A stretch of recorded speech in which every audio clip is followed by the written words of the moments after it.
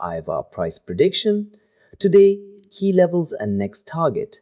Reclaim POC 4.5180 and I am targeting 4.5320. If price loses 4.4920, the lower liquidity pocket becomes likely. This is only worth trading if that reaction confirms. My take, bulls need reclaim and hold at POC 4.5180, losing 4.4920, lose the long idea. Bull case, hold and target, execution rule. Entry only after reclaim or hold confirms, invalid if price uses 4.4920. After entry, I would trail only if buyers keep closing above the battle level.